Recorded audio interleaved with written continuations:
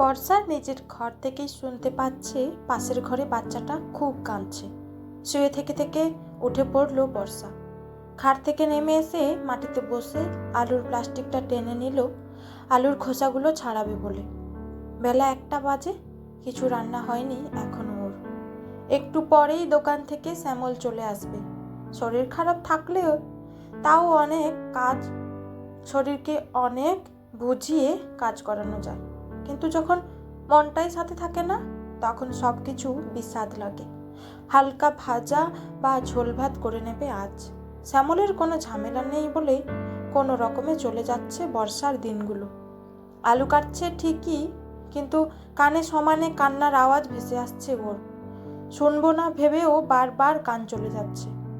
আর সহ্য করতে না পেরে উঠে খাট থেকে মোবাইলটা এনে জোরে গান চালিয়ে দিল, প্রচণ্ড জোরে, যাতে কোনো কিছু আর কানে না ঢোকে।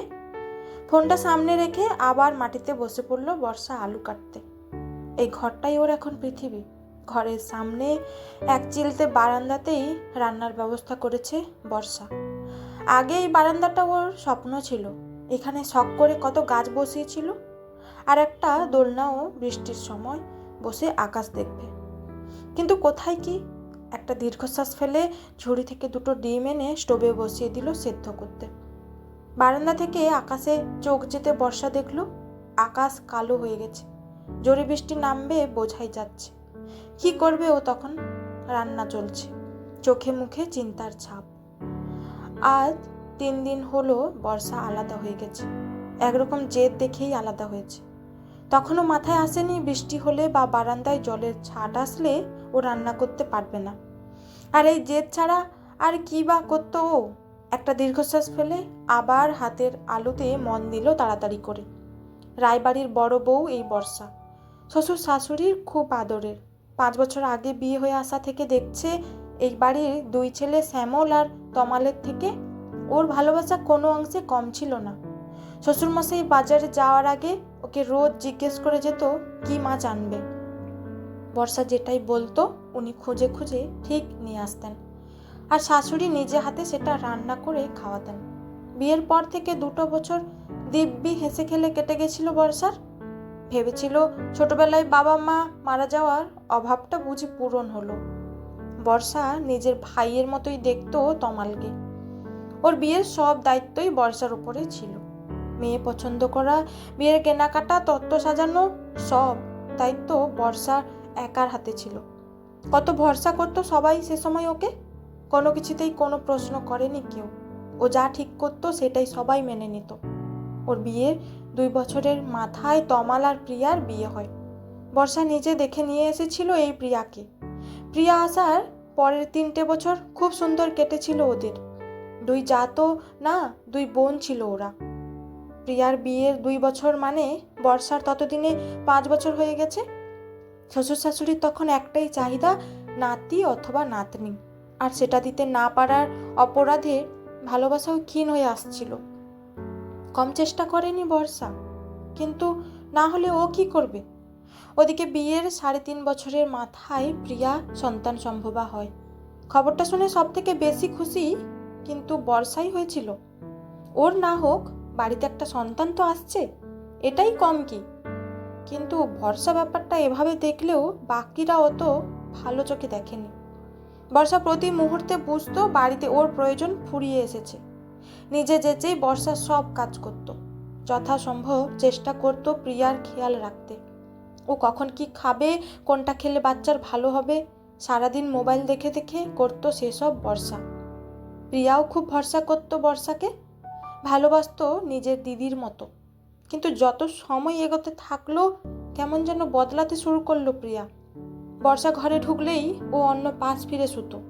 তমালকে দিয়ে বলে পাঠিয়েছিল যাতে বর্ষা ওর খাবার না বানায়, ওর ঘরে না আসে।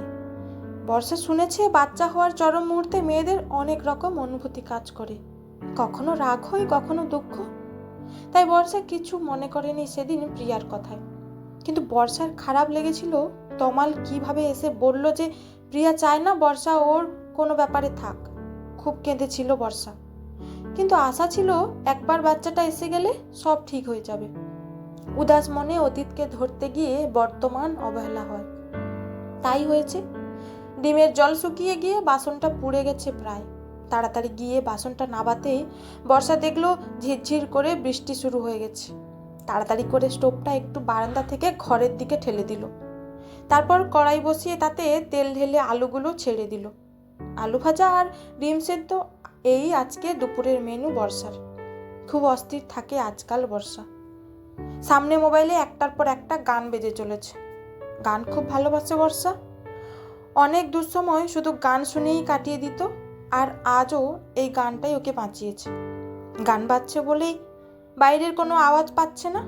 বুকটা ফেটে যাচ্ছে বর্ষার। গানটা একটু বন্ধ করবে কি ভাবতেই রাগ হলো নিজের ওপর। এই জন্মে ওর লজ্জা হবে না। 5 দিন হলো ফুটফুটে মেয়ে নিয়ে বাড়ি এসেছে প্রিয়া। মেয়ে হয়েছে শুনেই আনন্দে আটখানা হয়ে গেছিল বর্ষা। নিজের হাতে ঘর সাজিয়েছিল ওর। দোলনা কিনে বালিশ তোষক পেতে দিয়েছিল। খেলনা জামায় ভরিয়ে দিয়েছিল ঘর। একটু একটু করে জমানো টাকা দিয়ে সেসব করেছিল বর্ষা। প্রথম দিন যখন প্রিয়া আসে, ঢোকার মুখেই বরণডালা নিয়ে দাঁড়িয়েছিল বর্ষা। বর্ষার শাশুড়ি আনতে গেছিল প্রিয়াকে নার্সিংহোম থেকে। বাচ্চাটাকে দেখে চোখ সরাতে পারেনি বর্ষা, আর সেটাই ওর অপরাধ ছিল। ওর দৃষ্টি নাকি খুব খারাপ, এটাই শুনতে হয়েছিল বর্ষাকে। কিন্তু ওর দৃষ্টিতে কোনো লোভ লালসা ছিল না। সে তার কেউ না জানুক, বর্ষার মন জানে। বাচ্চাটার মাথায় ধান দুব্বা দিতে যাবে, সাথে সাথে প্রিয়া বিরক্ত হয়ে বলেছিল, এসব ছুঁয়ো না, বাচ্চার স্কিনে র্যাশ উঠবে। খারাপ লাগলেও কিছু বলেনি বর্ষা। সত্যি আজকালকার নিয়ম অনেক আলাদা। ও হাসি মুখে প্রদীপের আগুনের তাপ দিতে যাবে। ওর শাশুড়ি মা বলল, আরে শুনছো তো, না করছে ওর মা, তাহলে কেন এসব করছো? শাশুড়ির ওই কথাটা যেন আজও বুকটা জ্বালিয়ে দিয়ে যায় বর্ষার। এই মানুষটাই একদিন বর্ষাকে চোখে হারাতো।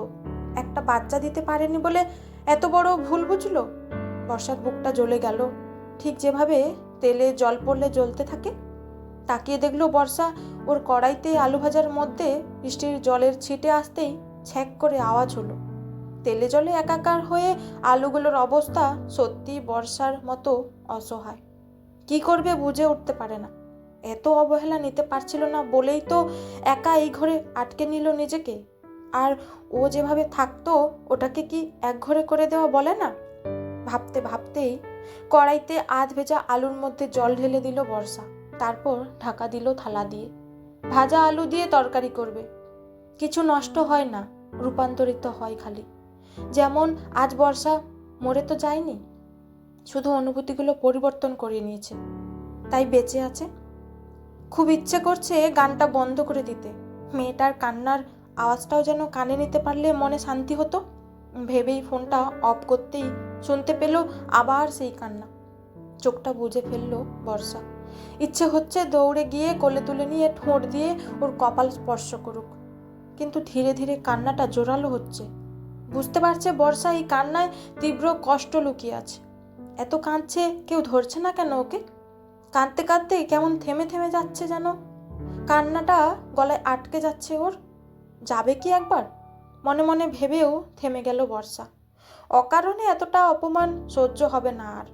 ভেবেই মোবাইলটা নিয়ে আবার গান চালিয়ে দিল। কিন্তু গান ছাপিয়েও কানে ভেসে আসছে সেই কান্না। আর পারল না থাকতে বর্ষা। তাড়াতাড়ি স্টোভ বন্ধ করে বেরিয়ে এলো ঘর থেকে। ওর পাশেই সমান মাপের সমান সাজানো ঘর প্রিয়ারও। দুই বউয়ের মধ্যে কখনো বিভেদ করেননি ওনারা। শুধু বাচ্চাটাই বিভেদের কারণ হয়ে দাঁড়িয়েছিল। প্রিয়ার ঘরের দরজার সামনে এসে দাঁড়ালো বর্ষা। কি কাঁদছে বাচ্চাটা। বুকটা খান খান হয়ে যাচ্ছে বর্ষার। যাবে কিনা একটু ভেবে নিয়েই ঠেলে ঘরে ঢুকে দেখলো ওর সাজিয়ে দেওয়া দোলনাতেই শুয়ে আছে বাচ্চাটা। ওর নাম কি রেখেছে জানে না বর্ষা। ও চেয়েছিল প্রিয়ার মেয়ের নাম বৃষ্টি হোক, কিন্তু ওর সব চাওয়াই যে পূরণ হবে এমনটা আজ আর নয়। বর্ষা দেখলো প্রিয়া খাটে চোখ বন্ধ করে ঘুমাচ্ছে, চোখ মুখ লাল। বোঝা যাচ্ছে প্রিয়া অসুস্থ, কিন্তু প্রিয়ার থেকেও বেশি টানছে বাচ্চাটা। দৌড়ে গিয়ে মেয়েটাকে কোলে তুলে নিল বর্ষা। বুকের ঠিক কাছটায় জাপটে ধরল। নাকটা মুখের কাছে নিয়ে যেতেই পেল দুধের গন্ধ, বহুদিনের কাঙ্ক্ষিত এই গন্ধ। ওই 10 দিনের বাচ্চাটা কি বুঝলো জানে না বর্ষা, কিন্তু থেমে গেল বর্ষার কোলে এসেই। ওর থেমে যাওয়া লাল মুখটার দিকে এক দৃষ্টে তাকিয়ে রইল বর্ষা। প্রিয়া বাচ্চাটার কান্না থেমে গেছে বুঝতে পেরে চোখ খুলে তাকিয়ে দেখল বর্ষা জাপটে বুকে ধরে রেখেছে মেয়েটাকে। প্রিয়া আবার চোখ দুটো বুঝতে যাবে, বর্ষা বলে উঠল, কি হয়েছে তোর? মা কোথায়?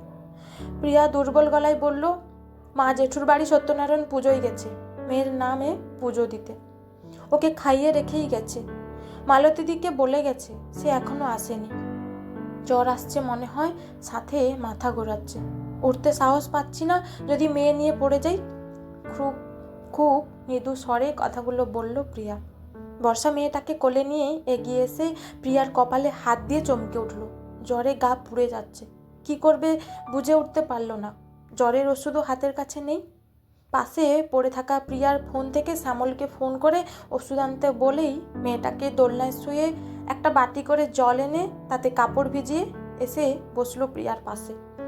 সদ্যজাত শিশুটি ততক্ষণে টের পেয়ে গেছে ও মায়ের বুকে নেই। অসহায়ের মতো চিৎকার করে কান্না জুড়তেই বর্ষা প্রিয়াকে ছেড়ে দৌড়ে গিয়ে মেয়েটাকে কোলে তুলে নিল। সাথে সাথে কান্না থেমে গেল। হাসি মুখে কাঁদো কাঁদো গলায় বর্ষা বলল, ওরে দুষ্টু মেয়ে, মাকে একটু সেবা করতেও দিবি না, রাখলেই কান্না। প্রিয়া আধ বোঝা চোখে দেখলো বর্ষার মুখটা কত খুশি। সেই মুখে কোনো পাপ নেই, হিংসা নেই, বরং ভালোবাসা আছে। বাচ্চার প্রতি মায়ের ভালোবাসা, বোনের প্রতি দিদির ভালোবাসা।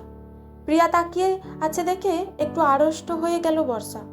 প্রিয়া কি ভাবছে বুঝে উঠতে পারছে না, তাই বলল, দেখ তোর মেয়ে এই বয়সেই কি দুষ্টু, কোলে নিলেই শান্ত হয়ে যাচ্ছে। প্রিয়া কষ্ট করে হেসে বলল, দিদি ভাই, ও মায়ের দেহের তাপটুকু চাইছে, আর তোমার শরীরের থেকে তাপটুকু পেয়েছে বলে ও চুপ হয়ে গেছে। বাচ্চাটাকে বুকে জাপটে নিয়ে বর্ষা এসে প্রিয়ার পাশে বসল। প্রিয়ার মাথায় ভেজা কাপড়ের টুকরোটা দিয়ে হাতটা মুছে মেয়েটাকে আরও জাপটে ধরল। এতক্ষণ কেঁদে কেঁদে হাঁপিয়ে গেছে মেয়েটা। প্রিয়া আধ বোঝা চোখে দেখল বর্ষার কোলেই ঘুমিয়ে পড়েছে ওর ছোট্ট মেয়েটা। বর্ষা হাঁটু দুটো দুলিয়েই যাচ্ছে আর প্রিয়ার কপালের কাপড় বদলে যাচ্ছে। দুটো কাজই খুব নিখুঁতভাবে করে চলেছে। হঠাৎ বর্ষা তাকিয়ে দেখলো প্রিয়া ওর দিকে তাকিয়ে আছে। ও একটু থেমে গেল যেন। প্রিয়ার অপছন্দের কথাও জানে। রাগ করছে না তো প্রিয়া?